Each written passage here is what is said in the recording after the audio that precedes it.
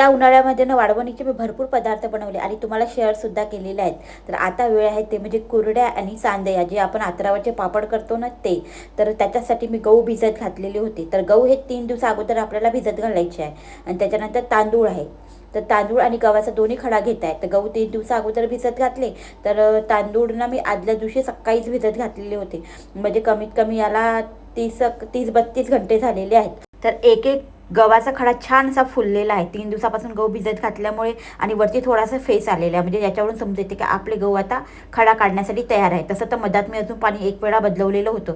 गव्हाचं वरती आलेलं पाणी आपल्याला 2 वेळा बदलावं लागते जेव्हा आपण भिजत घालतो त्यावेळेला. तर तांदूळ तर मी आदल्या दिवशीच घातले होते, त्यामुळे त्याचा काही प्रश्न होता नाही. तर परत आता मी एकदा जे पाणी आलेलं आहे गव्हाच्या वरती ते पाणी पूर्ण फेकणार आहे. त्याच्यानंतर मग खडा काढायला सुरुवात करणार आहे. तर आपण ज्या काही कुरड्या करतो ना, त्या कुरड्या फक्त आपण गव्हाच्याच करत असतो.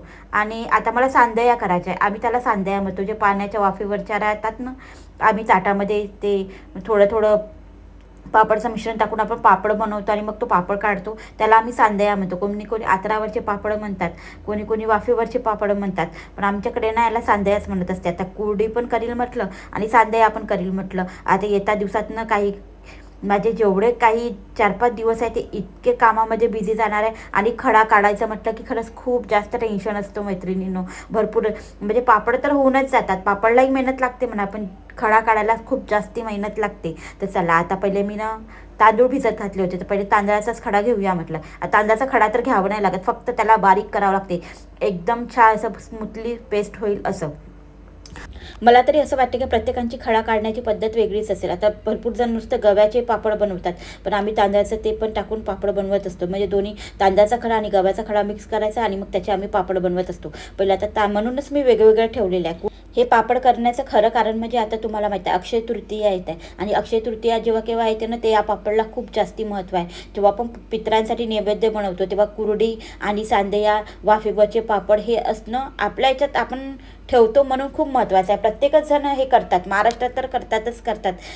तर इथे बघू शकता, एका साईडने मी हात लावून बारीकही करत आहे तांदूळ आणि एका साईडने असं हाताने पेस्ट पण हे करत आहे चमच्याच्या साह्याने. आणि हे तुम्हाला जे पॉट दिसत आहे ना, ते ज्युसरचं पॉट आहे. इतकं छान पॉट आहे ना, मला खूप जास्ती आवडलं. मी कधी पण डोस्याचं भिजत घालू दे, कधी पापडाचं भिजत घालू दे, किंवा मला काही मोठ्या प्रमाणात वस्तू बारीक करायची असेल ना, तर त्याचा फायदा मला खूप जास्ती होतो. म्हणजे कोणतीही वस्तू करताना मेन म्हणजे सान उबड होत नाही.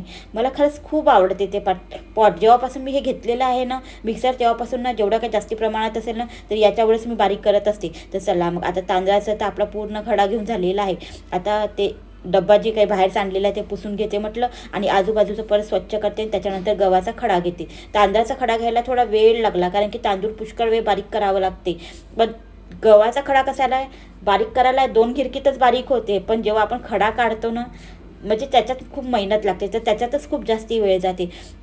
मी तुम्हाला फक्त व्हिडिओ 8-9 मिनटाचा दिला असेल, पण पूर्ण जेवढं काही मी खडा काढला ना, 2-2.25 तास माझे यामध्ये गेलेले होते.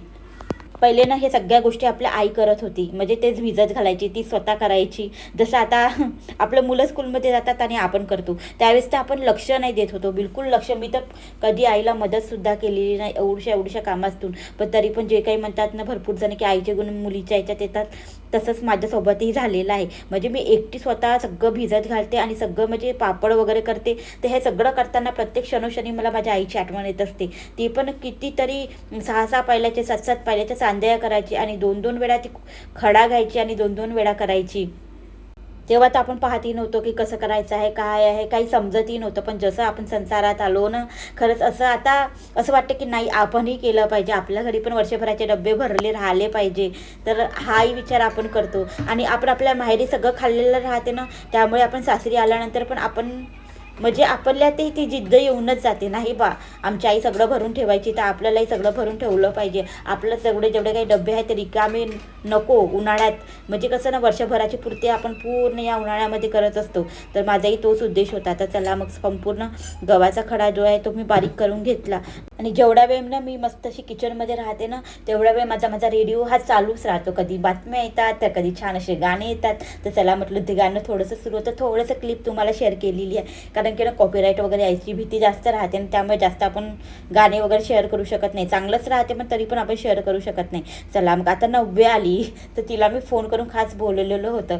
ती ना मेहंदी क्लासला गेली होती. तर तिला म्हटलं की ये बा आता, म्हणजे वेळ तर तिचा झालाच होता यायचा म्हणा, पण तिला मी बोलवलं की पकडायला एक जण पाहिजे ना म्हणून. तर थोड्या वेळेस तिने पकडलं. तिला पण अजून परत बाहेर जायचं आहे पप्पासोबत, तिला सामान वगैरे आणायचं आहे. तर ती पण घाई करत होती, पण म्हटलं थांब ना बेटा, थोडंसं मला एवढी मदत कर. तर इथे मी 2-3 प्रकारच्या चाळण्या घेतलेल्या आहेत. एक मोठी चाळणी आणि एक तुम्हाला जी पोपटी कलरची दिसत आहे ना, ती एकदम बारीक चाळणी आहे. तर पहिले ना ठोकळ चाळणीनी चाळून घेणार आहे. आणि जेवढा काही आता वरती तो कोंडा असतो, तो कोंड्यातलं सगळं जेवढं काही आहे ना, ते पूर्ण खडा असा दाबून दाबून आपल्याला काढावं लागतो आणि त्याचे गोळे तयार करावे लागतात. ते सगळे संपूर्ण गोळे मी तयार करते आहे. पहिले चाळणीच्या साह्याने हे केलं, आणि पण ना मोबाईलमध्ये ना स्टोरेज खूप फुल होतं. त्यामुळे मी जास्त काही शूट करू शकली नाही. थोडा वेळ पहिले मी चाळणीने केलं, आणि मग मी काय केलं, मस्त असा कापडच बांधून घेतला. जे काही आपला हे राहतो ना दुपट्टा, छान असा पातळ दुपट्टा होता, तो पूर्ण मी बांधून घेतला डब्याला. आणि त्याच्यात मग मी ते पूर्ण खडाचा छान हे केलं, आणि पूर्ण कोंड्याचं पूर्ण पण जेवढा काही खडा आहे तो पण मी काढून घेतला, आणि त्याचे वेगळे गोळे तयार करून वेगळं ठेवलं. आणि त्याच्यानंतर एवढा खडा तयार झालेला आहेत, आणि गोळे एका साईडला केलेले आहेत. आता परत असं करून करून आता चाळणीच्या साह्याने परत मी खडा घेत आहे, म्हणजे जेवढा काही अजून राहिलेला कोंडा असेल तो निघत जाईल. तर असं करता करता मी 4 वेळा पूर्ण जेवढा काही खडा आहे तो चाळून घेतला, जेणेकरून जे काही आपले पापड आहेत ना, त्या लाल होऊ नये, किंवा भाजल्यानंतर किंवा तळल्यानंतर असे लालसर होऊ नये, करपू नये, म्हणूनच मी चांगला मस्त असं 2-4 वेळा तर पूर्ण गाळून घेतला आपला खडा. म्हटलं एवढी तर मेहनत केली आहे, पण आता गाळायला कोणती मेहनत लागत आहे. तर म्हणून चांगलं 4-5 वेळा गाळला, आणि शेवटी मग तो खडा मग आपल्याला ठेवायचा आहे. आणि पाणी भरपूर टाकायचं, असं नाही आपण जेव्हा सकाळी आपण पापड करायला घेतो ना, तर तेवढं संपूर्ण जेवढं काही पाणी आहे ना, ते वरती येऊन जातं आणि खड्याचं, आणि गाळ खाली बसतो. तर ते सगळं जे पाणी आलेलं असतं ना वरती, तर ते पाणी दुसऱ्या दिवशी फेकायचं, आणि जेवढा काही खड्याचा गाळ आहे ना, तो पूर्ण खाली जाऊन बसतो, म्हणजे एकदम चिपकून जातो. आणि आता हे नवीन गहू आहे, शेतातलेच गहू आहे बरं का. तर 4-5 पायल्यांनी मला आणून दिले होते अगोदरच.